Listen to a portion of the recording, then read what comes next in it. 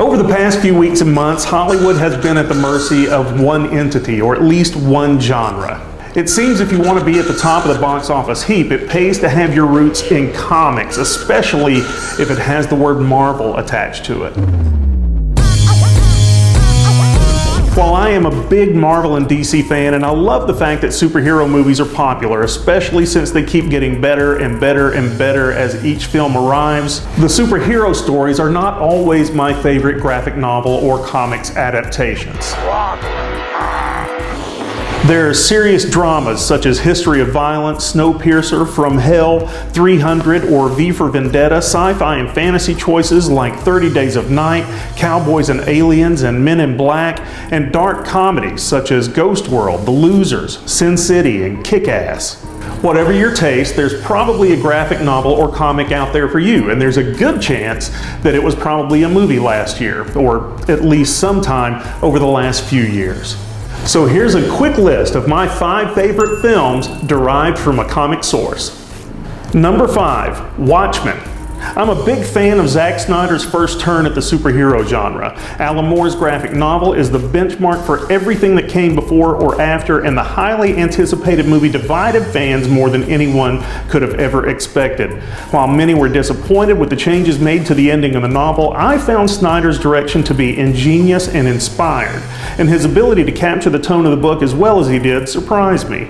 Moore, as he always has, distanced himself from the film and denounced it as trash, and the purists followed suit. But as a fan of the book since its release, I have to say I loved it.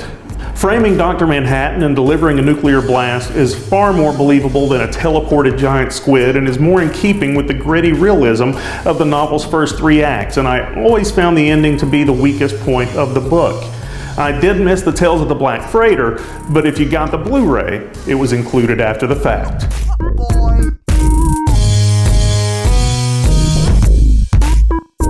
Number 4, Scott Pilgrim vs. the World. Edgar Wright is a cinematic genius who can do no wrong. There, I said it. Whether it be British zombie flicks, entire towns turned homicidal, or robots seeking world domination, he makes films that are unique and fun and continues to impress me each and every time. Brian O'Malley's Scott Pilgrim is drawn in manga style, and the film couldn't hope to carry that into reality, but Wright pulled it off as closely as possible and took a cult hit into the mainstream while doing so. The film highlights the music, the gamesmanship, and the outlandish humor of the novel while adding more of a nudge and wink feel to the source material. It is cinematic gold, and it is a film worth watching more than once. If you're like me, you still wonder what Scott's been doing since Ramona walked away. Scott Pilgrim vs. the World. Number 3, Dredd. Sylvester Stallone almost ruined Judge Dredd for me. After seeing the terrible movie adaptation of the brutal British comic, I knew there would never be a decent Dredd in theaters. 17 years later, I was proved wrong. In Dredd, Carl Urban embodies everything I thought Judge Joseph Dredd would be, and director Pete Travis pulls no punches with his rendering of John Wagner's authoritarian street judge of the future. Travis's depiction of Mega City 1 is harsh and bleak, and the world and characters he creates are hopeless and despondent and prone to violence and depravity, things you don't normally associate with comics and superheroes. Dredd is steadfast and vigilant in his upholding of the law, and Urban's emotionless delivery and style perfectly complement the character. The supporting cast is magnificent, the plot is clever and believable, and the film keeps popping up in my queue at home. If you don't mind violent, post-apocalyptic thrillers, you should definitely give Dredd a shot. Number 2, Old Boy. There are 2 film versions of this Japanese manga, or 3 if you count the Indian film Zenda, and I was completely oblivious of the book until after seeing the first film. Park Chan-wook's 2003 adaptation is one of cinema's best depictions of revenge, and set the standard for neo-noir violence and rage. The story revolves around Odai-Su, a man who is held prisoner for 15 years with no idea why, who is suddenly released with nothing but a suit and slowly given clues to find his captor.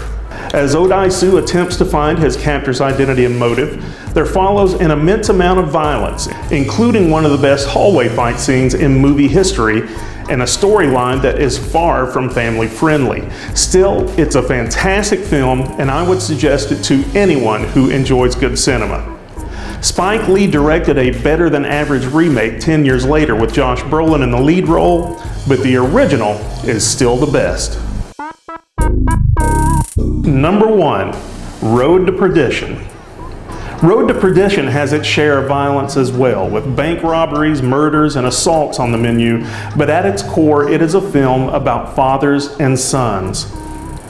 Paul Newman and Tom Hanks are the aforementioned fathers of this film, and they are at the top of their respective games. Director Sam Mendes allows each man to develop their characters slowly, and the process is outstanding, as Hanks is forced to go on the run with a son who witnessed something he should not have, and Newman deals with the fallout of his son being the reason for Hank's departure. Both men play against type, with Newman as the Irish crime boss and Hanks as a violent cog in the family machine, and both of them are able to ease into their roles as if they had never played another character. A throwback to noir films of the 70s, Road to Perdition offers a much better story than expected, and the supporting characters add a depth not usually found in crime stories. Daniel Craig is detestable, Jude Law is despicable, Kieran Hines gives a very minor role an immense amount of heart, and Tyler Hoechlin grows up right before your eyes. If you haven't seen Road to Perdition, see it soon. And that's my list of 5 favorite films developed from comics or graphic novels. I'm sure you have a list of your own, so leave your favorites in the comments. Thanks for watching. The world will look up and shout, "Save us." And I'll whisper, "No."